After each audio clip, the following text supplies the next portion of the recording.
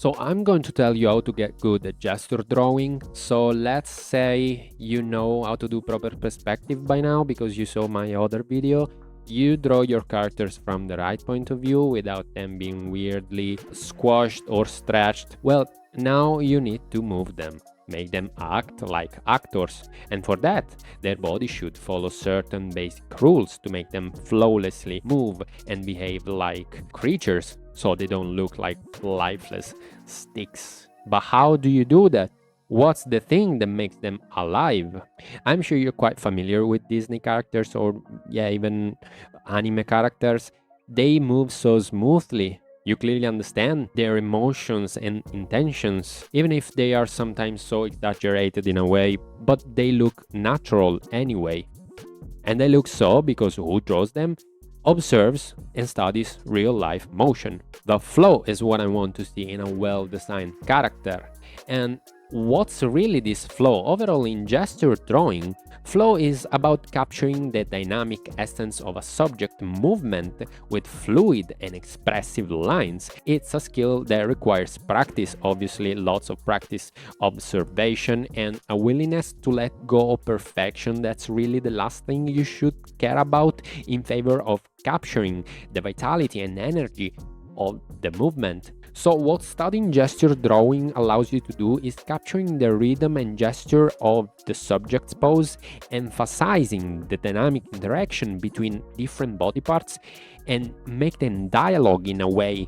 And we're going to see how in a moment. Artists often focus on capturing the essence of movement rather than the static details, just because static things don't say really anything unless your purpose is to communicate stillness and rigidity. But believe me, if you want to work in any creative industry where there is a story with characters dealing with each other and anything like that, either comics, concepts for films and games, animation, for that you're going to want to master gesture drawing.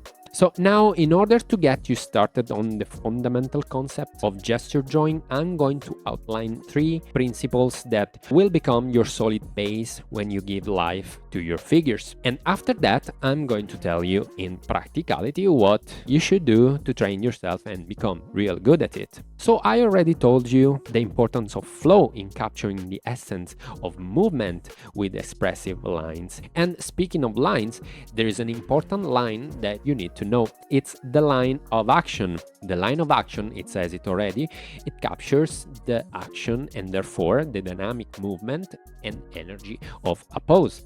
It's an imaginary line. Be careful here, it does not exist. You should only draw it when studying and training your drawing skills, because it only serves you in understanding the overall gesture and rhythm of the pose. And you can see here what I'm talking about. Well, now this magic line, I said it shows you the overall rhythm of the pose and helps you achieve a believable gesture for your character. But really what it takes in account is balance. This is another critical point to understand, because balance in gesture drawing refers to the distribution of weight and tension throughout the body. It's about capturing the equilibrium within the figure, whether it's standing, sitting, or in motion. And that's what really makes it live in that space. It makes it true. Like you could say, yeah, that's actually someone sitting on a chair. Like, have you ever took a moment to really observe people sitting around you? Like, say, in your classroom or at the office? Watch your classmates, watch your colleagues. There is literally no one sitting still in an erect pose. At least not for a long time. Like, if you see someone doing that, you should get out of the class as soon as you can. That's weird. The point is, everybody needs to balance their weight by changing position quite often. Our very bones behave like that. Look at the human spine, for example. Do you see the curve that it does? it could never be absolutely straight. That's because it needs to distribute weight properly and maintain balance.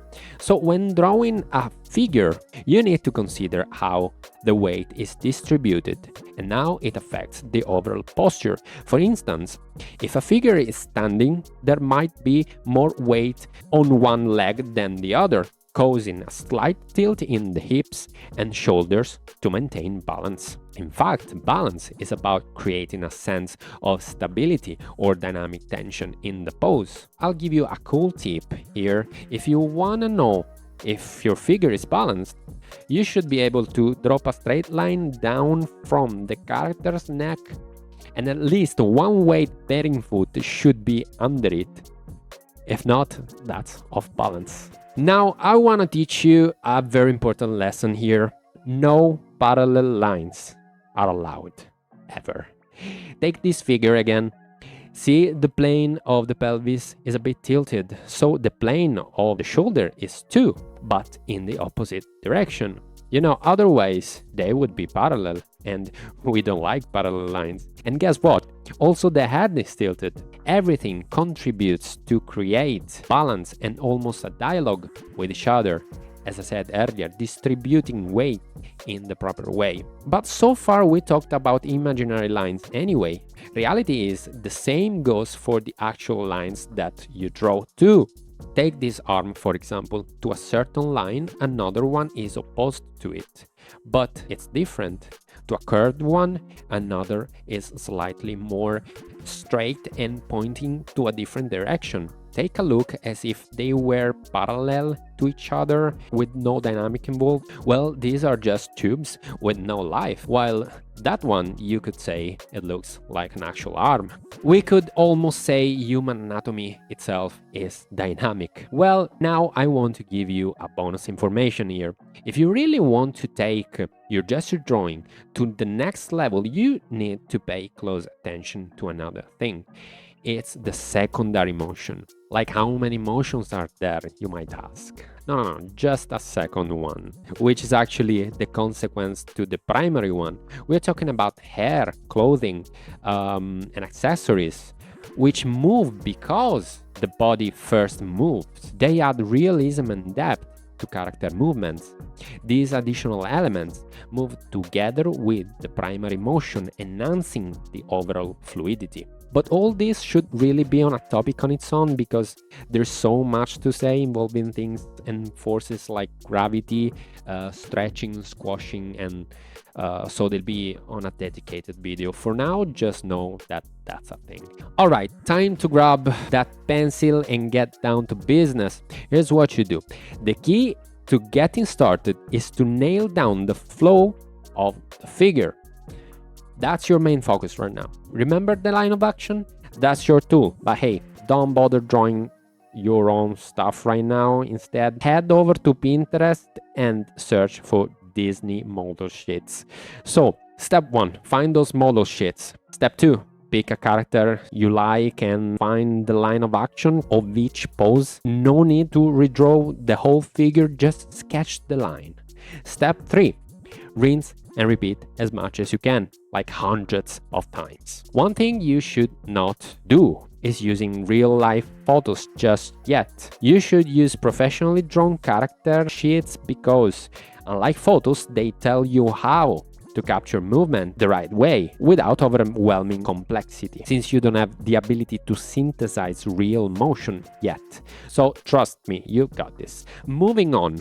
Now that you've got a handle on the line of action and the flow of motion, it's time to level up and sketch the actual figure. Here's the deal. Forget about making pretty drawings right now.